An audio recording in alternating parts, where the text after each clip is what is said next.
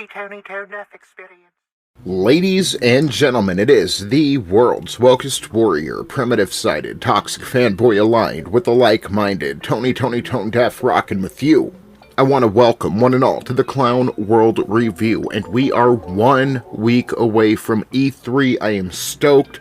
2 long years it's been since we've had any news, any verified information, anything regarding Breath of the Wild sequel, and now we're on the precipice of not just getting a trailer, but possibly getting a name reveal, possibly a release date, but I'm a little hesitant on that, knowing Nintendo's history between Zelda and delaying the game and making sure they get everything right. I hope we get a release date. I'm not convinced that we are. I'm thinking maybe a 2022 release date, maybe even early 2023. I know that's not what you want to hear, but if I'm wrong, well, that makes the 2021 release date all that much sweeter. I just don't see it happening. But I do want to talk about Zelda. I want to talk about a few things I'm looking forward to for the sequel to Breath of the Wild. So let's go ahead and jump right into that. Just don't forget to like, share, and subscribe. Telling a friend about this video is the best way you can help us independent content creators. I'm almost at 150 subscribers. It's been less than a year. I couldn't be more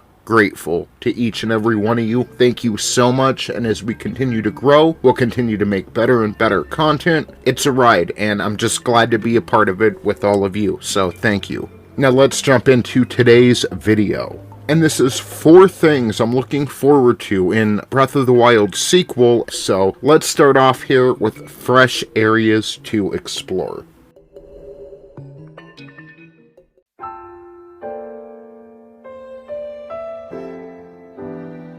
I love The Legend of Zelda's sense of exploration. Breath of the Wild magnified this with its take on the Kingdom of Hyrule. In previous 3D games, we were gifted with big and beautiful renditions of Hyrule, but they always left something to be desired. In 2017, this changed when Nintendo gave us the most immersive world in gaming history, and since then, very few games have come close, but nothing has outshined this accomplishment, and I stand by that statement. So where do we go from here? Presumably, we are returning to this version of Hyrule in Breath of the Wild sequel. With so little information on the game since the short teaser trailer at E3 2019, we don't really know that though, do we? I would presume this is the case, but I wouldn't be against part of the game taking place in another land as well. Though this would probably be best saved for another title in the series, but something about exploring beyond the borders of Hyrule in this open world format definitely sounds intriguing. What about the Minish? Their village and people were once planned for Breath of the Wild, but as Zelda director Hidemaro Fujibayashi once stated, quote, "We did have times when we had ideas for certain characters but decided not to use them once we got further into development. For example, we had this idea of including tiny people. Since this is a 3D game, we could have all these tiny-sized towns, and Link himself could shrink. We thought it'd be super fun if we had all of these tiny characters all over the place, but with all these other characters that stand out in Breath of the Wild, we thought it would be difficult for these little guys to be able to live out their own place in the game." End quote. I've heard several YouTubers mention in their videos that they would like to explore under the lakes, rivers, and oceans of Hyrule in the sequel, but to be honest, I didn't miss underwater exploration whatsoever. And this goes beyond the Water Temple of Ocarina of Time. I used to have nightmares of the water levels on Super Mario Bros., and I don't absolutely hate them, but they've always seemed like a bit of a nuisance the player had to go through before returning to the fun part of the game. Other theories I've heard have been the return of the Loftwings that were introduced in Skyward Sword, or even an upgrade to Link's Parasol that would allow him to ascend into the sky for exploration. Or maybe an underground cave system. But what these theories have in common is that they are trying to find alternatives to utilize the same map of Hyrule while making the sequel feel fresh. I don't know if the Minish will appear in the next Legend of Zelda title, but where I stand, it would only make sense. Yeah, I know, it's probably Breath of the Wild's biggest criticism, the dungeon design for the Divine Beasts. And I enjoyed the concept of the divine beasts, but differentiating them a little more would not have hurt the game. But seeing how Breath of the Wild was delayed for 2 years, it may have hurt my feelings a little if they delayed this game any longer. And to be fair, dungeons tie into new areas to explore in the game, but where would they have been while we were thoroughly exploring Hyrule for the past 4 years? I was live streaming with my buddy Sal recently, and he had mentioned that he would like to see the Ocarina of Time referenced or make a return in the sequel. And I get that Nintendo doesn't reuse mechanics like that very often in their Zelda titles, but it got me thinking. Maybe the Ocarina could have a different time-traveling mechanic in the sequel.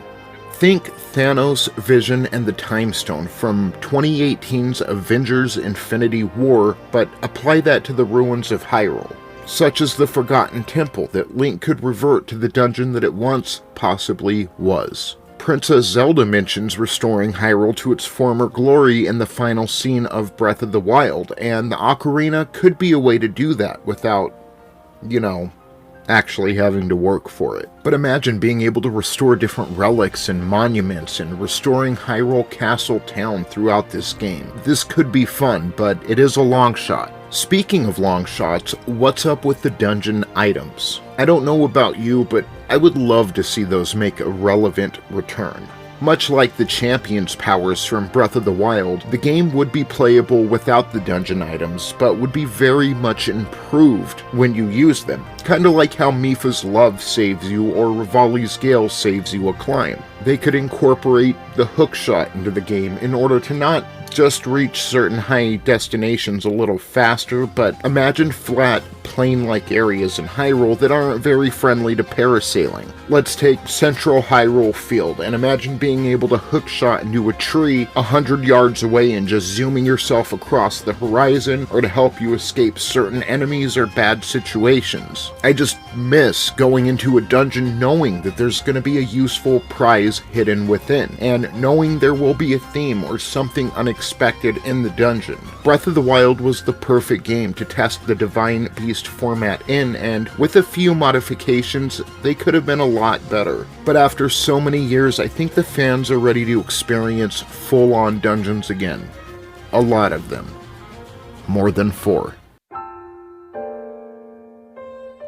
We haven't touched on the Triforce lately in The Legend of Zelda, and I would like to see it make a return to the centerpiece of the series. Not only in the story, which would be great, but we haven't collected pieces of the Triforce since the Wind Waker, which, it was okay, but we haven't collected pieces of the Triforce within the dungeons since the original Legend of Zelda game.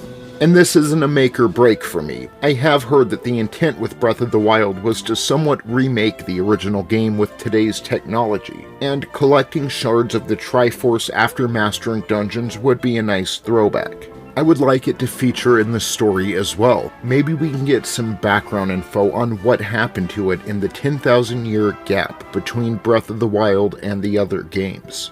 Maybe the story could go a little deeper into the lore and history. And I know we got a bit of one in A Link to the Past, but I wouldn't hate a cutscene showing the creation of the Triforce and when the goddesses ascended to the heavens. Show the planet, show the world in that time. Show the Dark Army, show Hylia. I wouldn't hate that at all, because we live in a pop culture world these days where we tell more than show. And this isn't just video games, this is movies, this is TV shows, just a lot that I've noticed. They're telling more than showing, so I wouldn't hate just this great cutscene from pre-Hyrule days. And yeah, I don't know, that sounds interesting to me. I don't know about you, but let's go ahead and move on to the next item I'm looking forward to in the Breath of the Wild sequel. I hope the developers are able to find the perfect balance of open world and storytelling while having as little linearity as possible.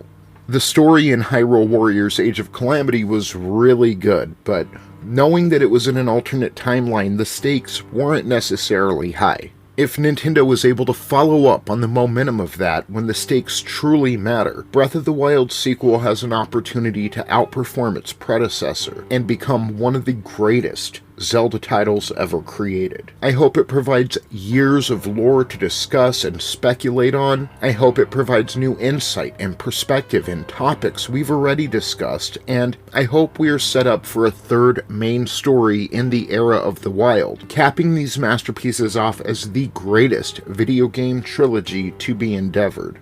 I hope there are callbacks to prior games and the audience is able to feel every emotion available to them through the balance of Link, Zelda, and Ganon. I hope it's an emotional story. I want to feel joy, I want to feel pain, and I just want to get sucked into what is going on in the lives of Link and Zelda. And I'd love more perspective on Ganon too. I wouldn't hate a Ganon-heavy story at all. One can only wait, but the story is definitely one of the top things I'm looking forward to in this sequel to Breath of the Wild. So those are the items I'm looking most forward to when this game releases. Fresh areas to explore, new dungeons, the Triforce, and the story itself. Everybody, thank you for tuning in today. I really appreciate it. I appreciate the love.